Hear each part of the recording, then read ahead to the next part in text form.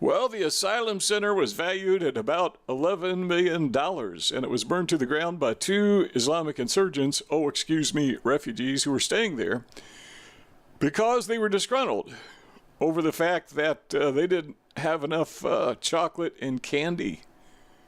Let's see what the story has to say. This is in Breitbart.com. Migrants burned a conference hall down, injuring 26 people and causing 10 million euro, that's about $11 million, in damage during Ramadan because they thought there wasn't enough chocolate and candy. Two men have been charged for setting fire to the hall, which was being used as an asylum center, in an attack that lit a 100-meter high pillar of smoke that could be seen across Dusseldorf. This occurred in Germany, obviously. It was triggered by a dispute about food during Ramadan.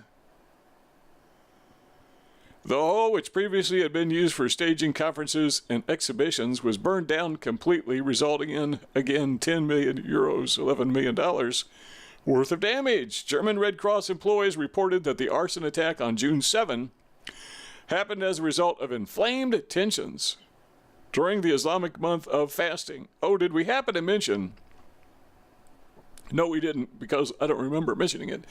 But did we happen to mention that the average IQ in Islamic nations is south of 85? These are not the brightest people in the world. Granted, you can always find one or two who are highly intelligent, but to make the average work, that means you need one or two who are really stupid, and I think we just found the one or two who are really stupid.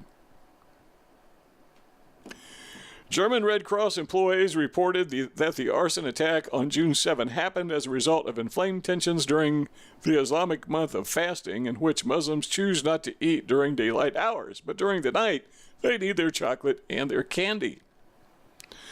Ordinary lunchtime meals in the Asylum Center were canceled during Ramadan, to the dismay of non-Muslims, with hot food served only early morning and late evening. All right, so what they are doing is they are conceding that refugees are basically all Muslims, even though some of them aren't.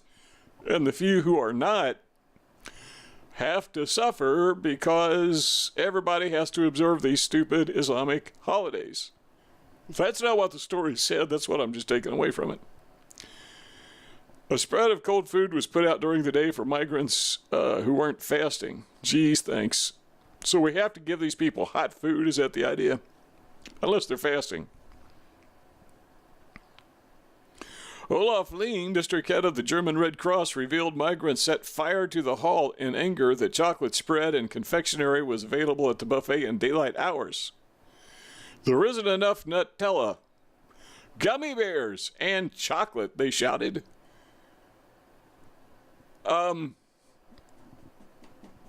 I wonder if they're going to go march through the streets of Dusseldorf and chanting Nutella, gummy bears, and chocolate. Couldn't be any worse than the Trumpophobes who are marching around the cities in the United States. German Red Cross kitchen master Stefan Gross said most migrants were satisfied. There are always a few who complain, and the few who do burn things down. The few who do strap explosives to their body and blow themselves up, and a few people with them.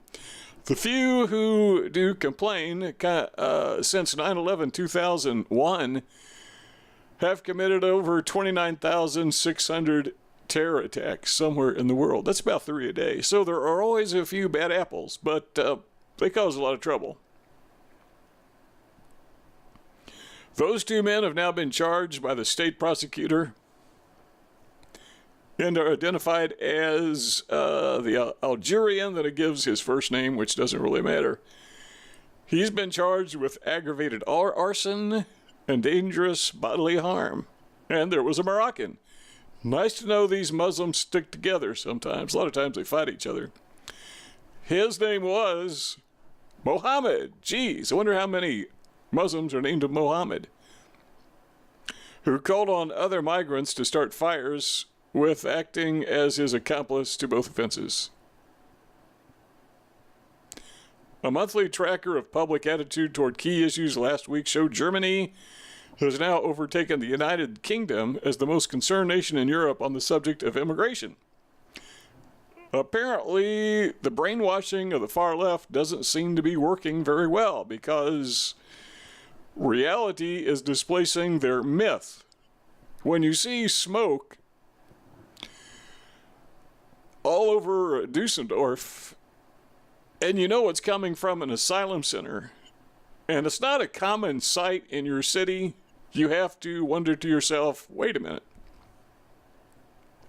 Actually, they'd be wondering in German, so this is a translation. But you'd have to be thinking, wait a minute. Our tax dollars are paying to house these people, and they're burning down the housing? Are we crazy to do this?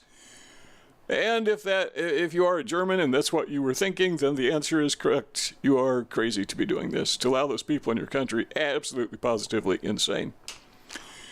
But what is it going to take for us to learn? Well, I can guarantee you this. There will always be left-wing globalists who will never learn. They will not stop unless somebody stops them. At the moment, it seems the most effective, efficient means of stopping the Islamic insurgency is to get rid of Angela Merkel. Just a suggestion. If you like this video, give it a thumbs up. Don't forget to share it on social media. There's a button beneath the video to do that. In the lower right-hand corner, there is another button that says subscribe. If you have not yet subscribed to our channel, click on that, and you will instantly become a subscriber when you click on the subscribe button. And we'd like to know what you think about this. So if you don't mind, leave your thoughts, comments in the comment section below. Click the red button to subscribe.